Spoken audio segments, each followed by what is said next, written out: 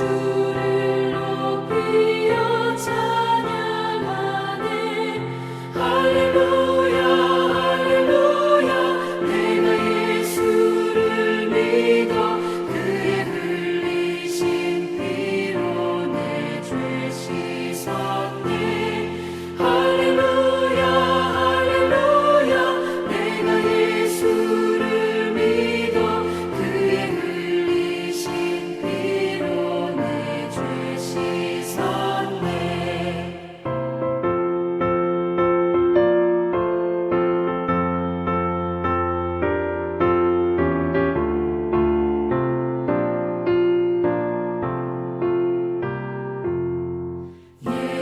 예언자들과 왕들도 반열대로 황금길 따라 나와 찬송하네. 할렐루야 할렐루야. 내가 예수를 믿어 그의 흘리신 피로 내 죄 씻었네. 할렐루야 할렐루야. 내가 예수를 믿어 그의 흘리신 피로 내 죄 씻었네. 우리 모두 다 그 반열 뒤따르며 함께 즐거운 찬송을 부르리라. 할렐루야 할렐루야. 내가 예수를 믿어 그의 흘리신 피로 내 죄 씻었네. 할렐루야 할렐루야. 내가 예수를 믿어 그의 흘리신 피로 내 죄 씻었네. 아멘. 오늘 하나님이 우리에게 주시는 말씀은 출애굽기 23장 1절에서 9절까지 말씀입니다. 다 찾으신 줄 알고 한 목소리로 하나님의 말씀 받들어 읽겠습니다. 너는 거짓된 풍소를 퍼뜨리지 말며 악인과 연합하여 위증하는 정인이 되지 말며 다수를 따라 악을 행하지 말며 송사의 다수를 따라 부당한 정언을 하지 말며 가난한 자의 송사라고 해서 편백되이 두둔하지 말지니라.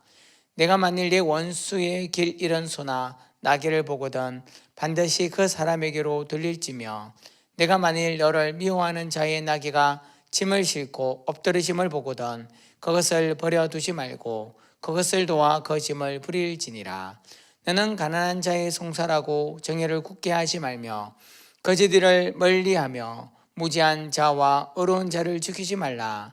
나는 악인을 어렵다 하지 아니하겠노라.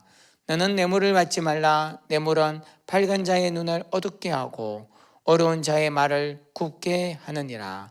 너는 이방 나그네를 압제하지 말라. 너희가 애굽 땅에서 나그네 되었은즉 나그네의 사정을 아느니라. 아멘. 할렐루야. 이 시간 하나님께서 은혜 주시기 원합니다. 우리는 사순절을 맞이하여서 사심이 내게 듣는 40가지 복음 이야기 특별 새벽기도회를 함께 참여하고 있습니다. 우리 특별 새벽기도회를 통해서 많은 은혜 받고 있으리라 믿습니다. 그리고 우리가 올해 또 시작하면서 작년과 같이 1년 1독 성경 읽기를 하고 있습니다. 여러분들에게 매일같이 3-4장씩 또 성경을 읽게 하면서 우리가 1년에 1독 서로 함께 말씀을 읽을 수 있도록 돕고 있는 것이죠. 오늘은 그 본문으로 우리 출애굽기 23장 1절에서 9절 말씀을 나누었고, 오늘 우리가 읽어야 할 말씀은 출애굽기 21장부터 24장까지의 말씀이었습니다. 여러분 열심히 말씀을 읽음으로 하나님을 만나기를 축복드립니다.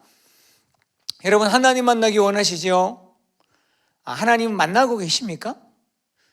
우리가 어떻게 하면 하나님을 매일같이 만나는 그런 멋진 인생 살아갈 수 있을까요? 도대체 하나님 어디 계십니까? 하나님이 어디 계실까요? 구약 성경에 보면 많은 사람들이 하나님이 하늘에 있다 믿으며 하늘을 향해서 기도했습니다. 여러분 다니엘의 기도 아시죠? 다니엘이 어디를 향해서 기도했습니까? 매일같이 창문을 열어 예루살렘 성전이 있는 곳을 향하여 기도했습니다. 왜 다니엘이 예루살렘 성전을 향하여서 매일같이 기도했을까요? 그 성전에 하나님이 계시다 믿었기 때문이죠. 하나님이 어디 계실까요? 하늘에 계실까요? 이 성전에 계실까요? 아니면 우리 마음속에 계실까요? 우리는 우리 안에 하나님이 계시다 믿고 있으시죠? 여러분 그런데요, 우리 하나님은요 하늘에만 계신 분이 아니에요. 성전에만 계신 분이 아니에요. 우리 마음속에만 계신 분이 아니에요. 하나님이 안 계신 곳이 없는 분이십니까? 도대체 하나님은 어디에 있다 우리 정확하게 말씀할 수 있을까요?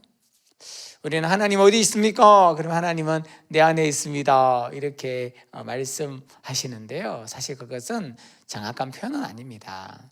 물론 하나님은 우리 안에 계시죠. 그런데 하나님께서는요 그냥 인간의 마음속에 계신 분이 아니에요.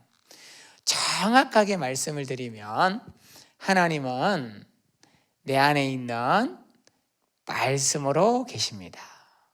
하나님은 무엇으로 계시다고요? 말씀으로 계셔요. 그러니까 하나님은 어디 계신가? 하나님이 계신 곳은 말씀이에요. 하나님은 말씀으로 계십니다. 왜입니까?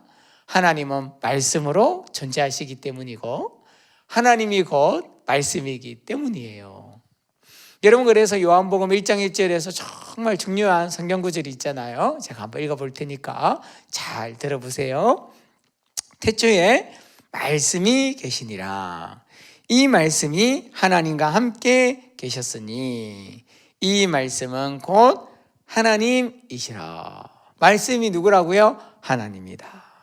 말씀이 하나님과 함께 계셨고 태초부터 말씀이 계셨대요. 그러니까 태초에 하나님이 천지를 창조하시느라. 하나님이 태초에 천지를 창조했습니다. 그 전에 뭐가 있었다고요? 말씀이 계셨어요. 하나님은 말씀으로 존재하십니다. 우리가 말씀을 읽는 이유가 무엇입니까? 매일같이 말씀으로 살아야 될 이유가 무엇입니까? 하나님 만나기 위해서예요. 근데 하나님이 어떻게 우리를 만나준다고요? 말씀으로. 그래서 우리가 하나님을 만나고 싶으면 무엇을요? 말씀을 읽어서 그 말씀을 내 마음에 두면 하나님이 내 안에 계신 거예요. 그 하나님과 만나는 삶을 살아가는 것입니다. 오늘도 하나님께서 우리에게 말씀으로 임하셨습니다. 말씀으로 말씀하십니다. 오늘 본문 말씀 우리 다 같이 한 번 더 읽을 때 하나님이 이 말씀으로 오늘 나를 만나시구나, 그런 마음으로 한 번 더 읽어보겠습니다. 우리 1절에서 9절까지 말씀 같이 한번 하나님이 말씀으로 계시는구나, 이 말씀으로 나를 만나기 원하시고 이 말씀으로 나와 함께 살아가기를 원하시는구나, 그런 마음으로 한번 읽어보겠습니다. 너는 거짓된 풍설을 퍼뜨리지 말며 악인과 연합하여 위정하는 증인이 되지 말며 다수를 따라 악을 행하지 말며 송사의 다수를 따라 부당한 정언을 하지 말며 가난한 자의 송사라고 해서 편백되이 두둔하지 말지니라. 내가 만일 내 원수의 길 잃은 소나 나귀를 보거든 반드시 그 사람에게로 돌릴지며 내가 만일 너를 미워하는 자의 나귀가 짐을 싣고 엎드러짐을 보거든 그것을 버려두지 말고 그것을 도와 그 짐을 부릴지니라. 너는 가난한 자의 송사라고 정의를 굳게 하지 말며 거짓 일을 멀리하며 무지한 자와 어려운 자를 죽이지 말라. 나는 악인을 어렵다 하지 아니하겠노라. 너는 뇌물을 받지 말라. 뇌물은 밝은 자의 눈을 어둡게 하고 어려운 자의 말을 굽게 하느니라. 너는 이방 나그네를 압제하지 말라. 너희가 애굽 땅에서 나그네 되었은즉 나그네의 사정을 아느니라. 아멘. 우리는 오늘 이 본문 말씀을 통해서 두 가지 모습으로 나타나시는 하나님, 두 가지를 말씀하시는 하나님을 보게 됩니다. 많은 말씀을 하셨지만 이 말씀 속에는 하나님의 두 가지 모습이 보이는 거예요. 하나님의 사랑, 그리고 하나님의 공의. 여러분, 우리 지난 주일이 부활주일이었죠. 우리는 십자가에서 예수 그리스도가 죽으심으로 부활하셨고 예수님의 부활로 우리가 승리하는 인생을 살게 되었습니다. 이제 우리는 그 부활의 능력으로 살아가야 하지요. 우리가 부활의 능력으로 살아간다는 것은, 부활의 능력을 가진 자로 살아간다는 것은요, 십자가에 나를 죽이는 삶을 살아가는 거예요. 죽어야 살고 죽어야 부활하잖아요. 그 부활의 능력은 우리가 십자가를 지는 십자가의 삶을 살아갈 때 부활의 능력이 나타나는 것입니다. 그러면 십자가의 삶은 무엇입니까? 십자가가 의미하는 건 뭐예요? 우리가 십자가를 바라볼 때 어떤 생각이 나십니까? 예수 그리스도께서 나를 사랑하셔서 나를 대신하여 십자가에 못 박혀 돌아가신 그 예수님의 사랑, 하나님께서 하나밖에 없는 그의 아들 독생자를 이 땅에 주신 그 하나님의 사랑을 생각하며 감동하며 때로 우리는 눈물 흘리며 기도할 때가 있습니다. 그런데 십자가에는 그 하나님의 사랑만 있는 것이 아니죠. 또 하나의 축이 있습니다. 그것이 무엇입니까? 공의, 하나님의 공의가 있어요. 하나님의 공의가 무엇입니까? 우리가 지은 죄는 반드시 심판받아야 한다는 공의. 하나님의 말씀, 하나님이 우리에게 말씀하신 그 약속은 반드시 지켜야 한다는 공의. 그러니까 우리가 너무 많은 죄를 지었기 때문에 그 죄값을 담당하기 위해서, 그것을 심판하기 위해서 어떻게 하셨습니까?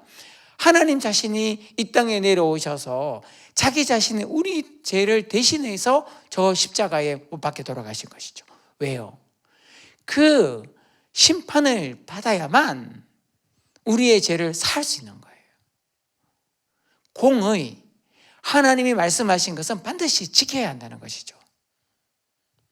그러니까 우리가 저 십자가의 삶을 살아간다는 것은 나를 위해 십자가 지신 예수 그리스도의 사랑을 기억하며 오늘 하루를 어떻게 살라고요? 공의롭게, 바르게 하나님의 말씀을 지키며 살아가는 삶을 살아가는 것, 그것이 바로 우리가 십자가를 지는 인생을 사는 것이고 부활의 능력으로 사는 사람이라는 것입니다.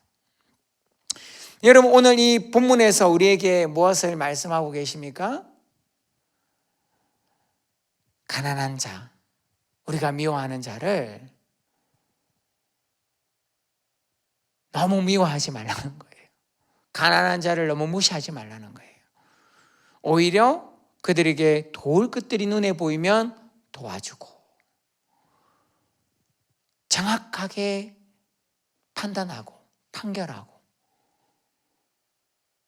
우리가 하나님의 말씀의 기준을 가지고 그들에게 다가가라 말씀하고 계십니다.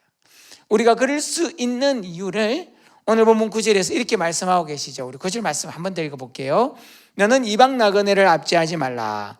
너희가 애굽 땅에서 나그네 되었은즉 나그네의 사정을 아느니라. 우리가 나그네 되었을 때 우리 하나님께서 우리를 하나님의 백성으로 인도해 주신 거예요. 우리가 죄가 많아 우리가 죽을 수밖에 없는 존재인데 이런 우리를 예수 그리스도께서 십자가에 못 박혀 돌아가심으로 의인으로 하나님 아들로 불러주신 거예요. 우리는 그런 은혜 복을 받았다라는 거예요. 우리가 그 복을 받은 자로서, 그 사랑을 받은 자로서 어떻게 살라고요? 가난한 자를 돕고 원수를 미워하지 말고 사랑하며 살라는 거예요. 참 어렵습니다. 나에게 해를 끼친 자를 사랑하는 것, 그리고 우리가 살아가기도 힘들고 어려운데 그 옆에 있는 가난한 자를 돌보는 것 결코 쉽지 않죠.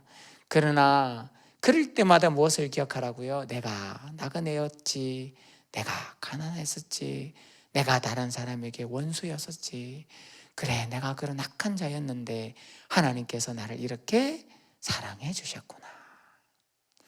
여러분, 우리가 하나님을 만나는 방법이 무엇이 있다고요? 말씀을 통해 하나님을 만난다.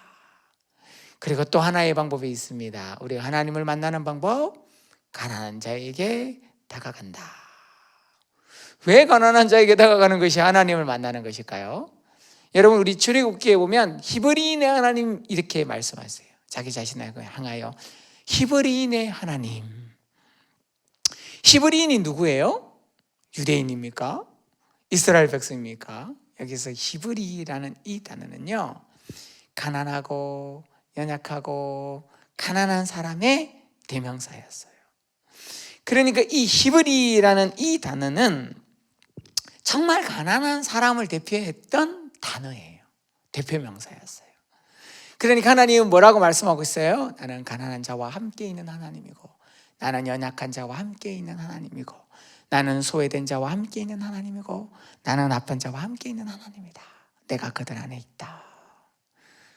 우리가 하나님 만나기 원하시면 어떻게 하면 됩니까? 가난한 사람에게 가서 그 사람을 하나님이구나 바라보고 대접하고 도와주고 함께하는 것.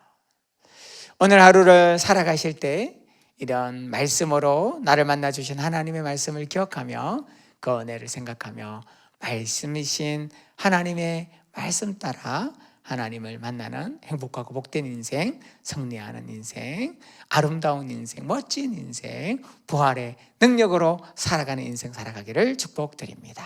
기도하겠습니다. 하나님 아버지 감사드립니다. 오늘 말씀으로 만나주시는 하나님께서 우리에게 사랑의 하나님, 공의의 하나님을 보여주심을 감사드립니다. 우리에게 사랑을 베풀어 주셨던 그 하나님의 은혜를 기억하며 오늘도 우리 주위에 가난하고 연약한 자들에게 다가가 그들의 친구가 되어주는 인생 살아갈 수 있도록 역사하여 주시옵소서. 우리 주 예수 그리스도의 이름으로 기도하옵나이다. 아멘.